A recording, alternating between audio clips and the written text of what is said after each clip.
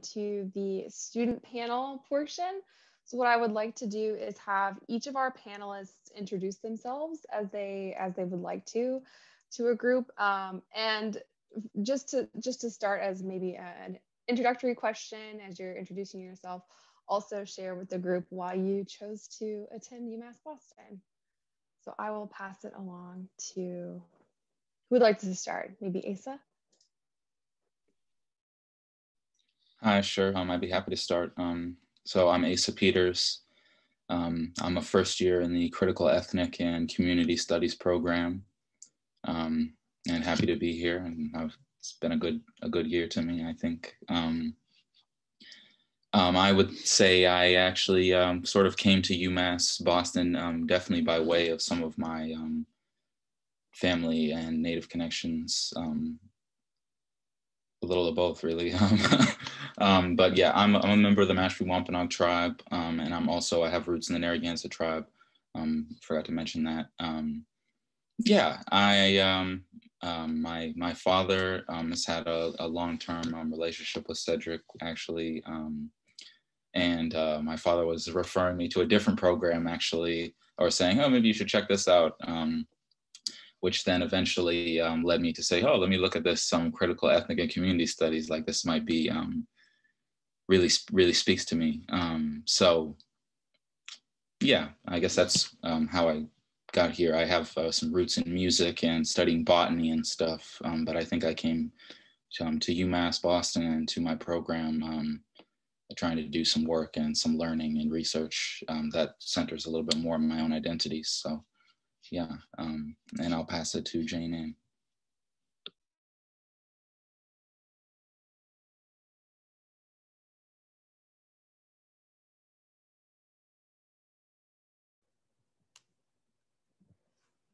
Hi, everybody. I'm Jane Ann. I mentioned this earlier today, but I'm nannying right now, so pardon the screams because they are inevitable.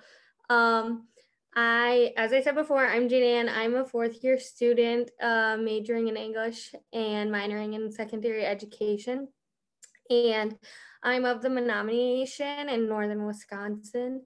Came to UMass mostly kind of just to like branch out and experience the East Coast. And I was fortunate enough to attend a university that has a great Native students, Native Studies department at We Do, and fortunate enough to meet all the wonderful professors and everyone that we have on staff.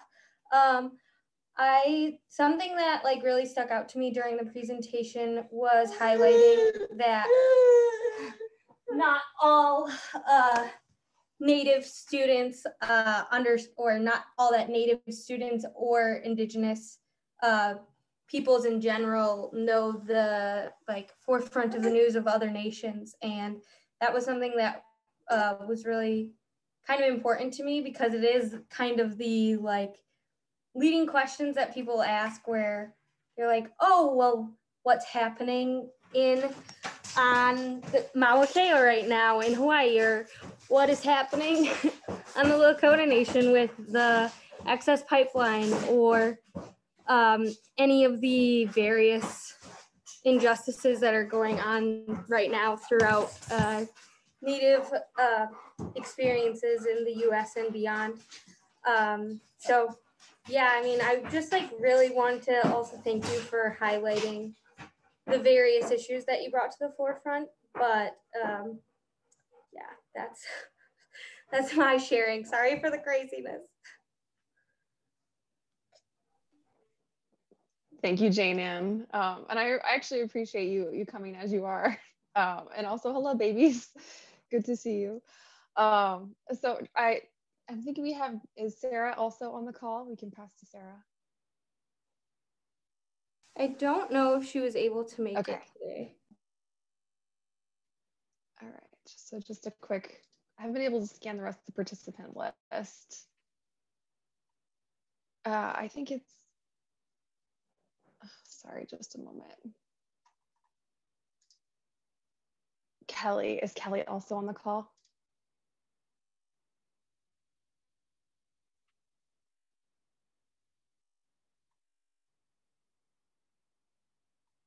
Okay, doesn't look like it. So that might be all of us. Is that right? Just confirming really quickly. All right, I'm seeing Mike do a head nod, so I appreciate that.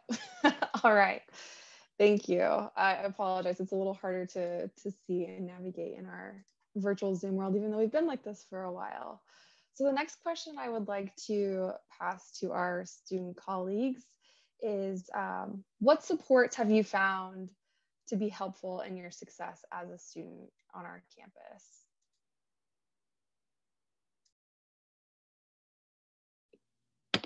I can chime in for a sec. I think well, this has been my first year in learning remotely. So I think I certainly have one perspective on things, but I don't know. To some extent, I feel like maybe I don't know the full extent of supports or what the institutions that are in place, both the academic department and the institute, and the just broader community of Native and Indigenous people or allies. What that feels like physically on campus, I'm not really sure. But I will say that I am definitely super grateful for Native and Indigenous staff and faculty, fellow students and allies, and collaborating professors. I think sort of like my introduction actually to UMass Boston was like early last fall and late summer, when folks were trying to push for Columbus Day to be recognized as Indigenous Peoples Day, and that was sort of like the first time I sort of like met anybody, So that was actually nice, like to get kind of linked in and see, in addition to other Native students, staff and faculty, there's quite a network of folks, non-Native folks as well, with sort of allied interests, that ended up, a lot of them are also my professors in my department, or in kind of related family departments. So at least in that sense, I just feel a certain sense of like community support from people with good intentions for me and other people like me. Yeah, I guess I kind of just would really like to echo what Asa said. It comes down to the community and the network of people that we have on campus. Obviously, I have a couple more years as senior, so that is, I kind of haven't really had a different experience from him, honestly. I don't think that the university has done anything specifically that has really impacted the Native student population on campus. I mean, obviously we had that big push to change Columbus Day to Indigenous Peoples Day, which was great, that the results went the way that we wanted to. And being a member of the Native and Indigenous Student Association on campus, we've really tried to push to have more community outreach and plan some events that would bring people together and kind of just like introduce people. And of course, that's been a little harder than we would like, but there's also like so much red tape that like goes through and around the student groups on campus when it comes to funding and when it comes to honestly just marketing and networking and telling people, hey, we're here, like we want Native students on campus to feel welcome and safe. And it's just been really difficult, especially when the support that the Native Studies department gives us is like 100%, but when the university is not like supporting in the same way. Yeah. So it's a stereotype because very hard to, I guess, work through and work around when you're trying to build a community and create a safe space for Native students. Thanks, Jana. And that actually is a really nice transition into the next question we were thinking about is if there was something you could change at UMass Boston, maybe to help make it easier to create community or to cultivate some of those spaces that you were talking about, what changes would you like to see?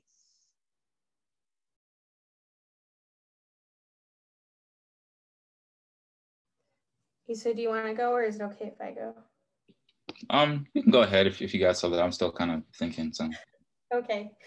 I guess for me, something that really sticks out is just having like an overall, just more of like an overall approach to the Native student population, not just, not just like asking about current events or not just being interested in Native students when something significant happens in current events, but it's the like overall just like reaching out and saying like, here are these resources, here are these programs that we have in place specifically for Native students. And additionally, coming up with those programs, you know, cultivating those programs, maybe like looking into creating like a study center specifically for Native students, or even just a community base that we could instill throughout the university and just have it overall become more welcoming to Native students, and then also in turn promoting awareness about current events and about injustices that Native and Indigenous peoples face like on a daily, which goes hand in hand with not putting the responsibility on the Native and Indigenous students or peoples to educate others on current issues.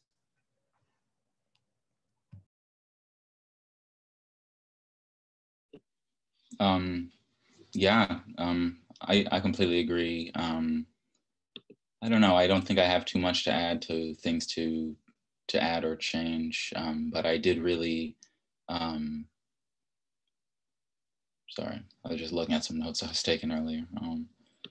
I did really appreciate the things that Shelley was sharing about making sure that like members of the community, not just for Native people and Indigenous people, understand the history around here, but also for faculty and staff.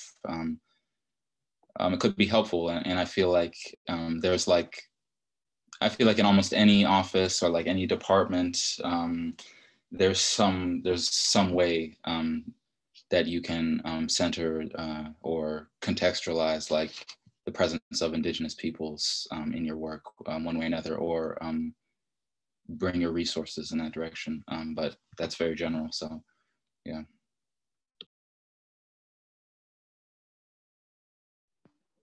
I think those were both really good insights. I appreciate you sharing that. I also might pass it to Dr. Lowe for a related question too, because we talked about making spaces more welcoming. So how have you seen campuses make their spaces more welcoming for Native students? You shared a bit about that in your talk, but are there some specific examples you could share with us? Yeah, I think that, you know, one of the things that we need to think about campuses, and I love visiting other campuses. I'm kind of a nerd about campus layouts. And, you know, because you can go to some campuses and they're beautiful, and they're manicured, and, you know, you have to kind of think about what is it that I see, right? What are the statues that I see? What's the artwork that I see? What do I see on the walls? What do I see in the classrooms? I think that a lot of our institutions rely on this real rich history, cultural history of the institutions, right? My institution in particular. And we don't display or show the real diverse culture of our institutions, right? So we need to be able to see Native culture on the walls. We need to be able to see Native culture represented visually or, you know, in other ways physically on campus as a start, right? And, you know, I encourage you to take a moment when you guys can get back to campus, right? Don't go there now if you're not allowed, because I'm not allowed on campus. You have a sense of walking through and what do you see? And what And when you see what you see, what does that tell you about the institution, right? The culture of the institution, who makes up the institution, who belongs at the institution. So that's one part. The second part is understanding what are the, there are some things that are just really key for our Native students to have access to on campus. So in our office, there's always tobacco, loose tobacco. We always have sweetgrass. We always have sage. We have cedar. We have feathers, right? We have matches. Like there are little things that students come in and I don't have this. Do you guys have it? Yes, we do. We have this. Even just things like food and coffee. Just some things that they are used to having back home or having easy access to. One thing that we figured out this a couple of years ago, we had a new faculty member come in and we needed to purchase some things for her kind of welcoming feast. And I went to go and purchase some cloth. It was so weird. Cloth. I just needed to go purchase a couple of yards of cloth. And my Harvard credit card wouldn't allow me to purchase cloth. And it was some weird policy that it wasn't one of the acceptable items to be purchasing through Harvard. But I had to kind of, so I had to pay for myself and I had to get reimbursed. And we had to have this long conversation about why do I need to have access to purchasing something like cloth? And, it's the same thing for students there, get a good sense. You can even ask them, what are some of the things that you readily have access to at home or in your community that we could make available and make it easier for you to access when you're here on campus? And let them know that one, you can get those things and figure out how to get them. But two, where can the students find them on campus, right? Where can they go to make sure that they have the ability to access these things? We can talk also about, policies that are on campus. And I can't recall whether or not UMass Boston is a tobacco-free campus, but tobacco-free for a lot of students is difficult because tobacco is used for prayer. Tobacco is used on a daily basis, and maybe not necessarily for smoking, but they get this sense that, oh, I can't have this part of my cultural identity on campus, right? What am I supposed to do if I can't have this? So kind of taking a look at just, some of the simple things. What do they have access to? But what does it look like? What is your campus showing when a student walks around and sees it for the first time?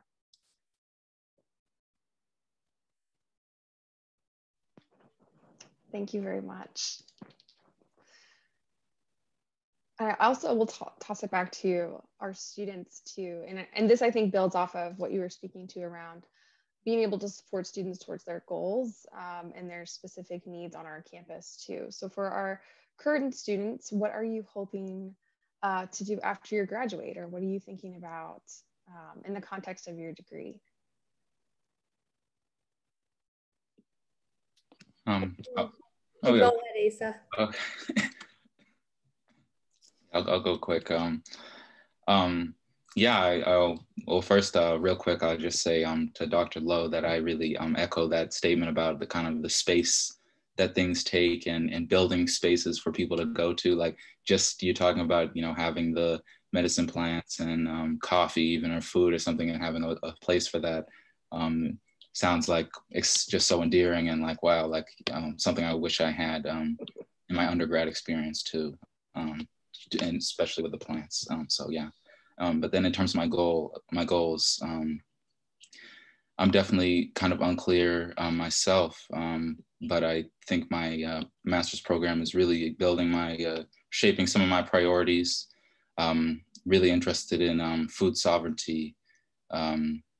In my communities. I'm also very interested in different types of storytelling, history keeping, or building archives, and sort of recognizing community knowledge like for what it is, so that people who are inspired to look at it and celebrate it right now or in the future can do so joyfully.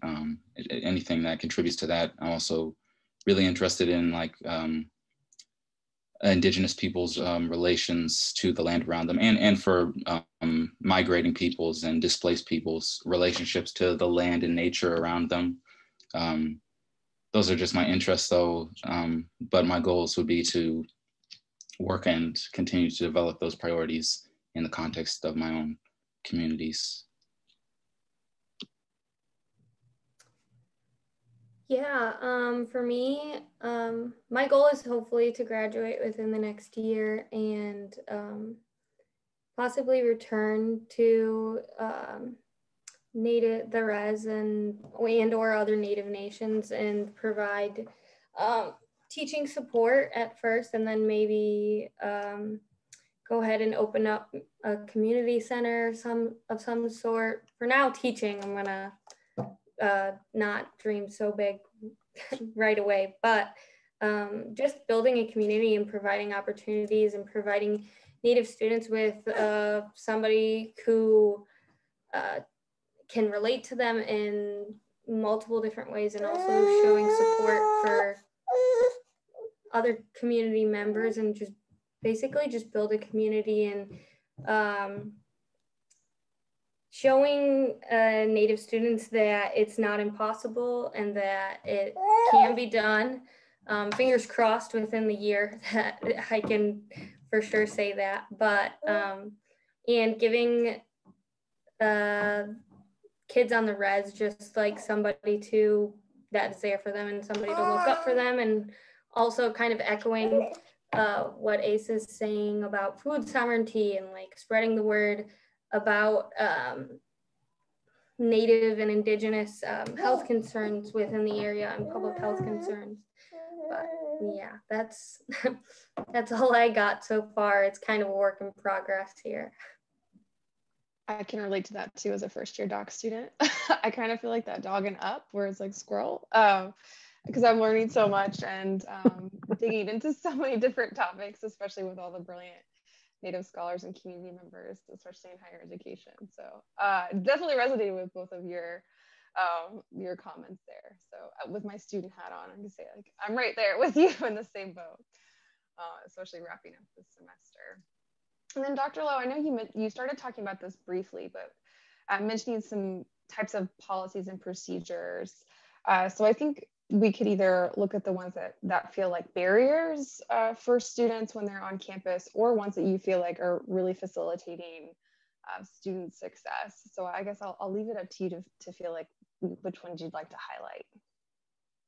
Okay, let's see. I think one of the things that we just had a student panel a week and a half ago, and the students were very clear that there needs to be a lot more flexibility for them to be able to access their tribal languages and their tribal cultural learning while they're on campus. And this is very particular to the language issue I think we talked about, that very often students don't want to learn another colonial language, right? They don't want to learn another settler language. They want to learn their language. And there's a very good reason why they would want to learn. And there's a very good reason why we should support them learning that language, right? It's a part of their identity. And we do find that students that are more in tune to their cultural understandings, cultural ways, have access to those things and their language while they're in college. The better they do, the more grounded they are. So being able to be a lot more flexible in how they have access to courses and knowledge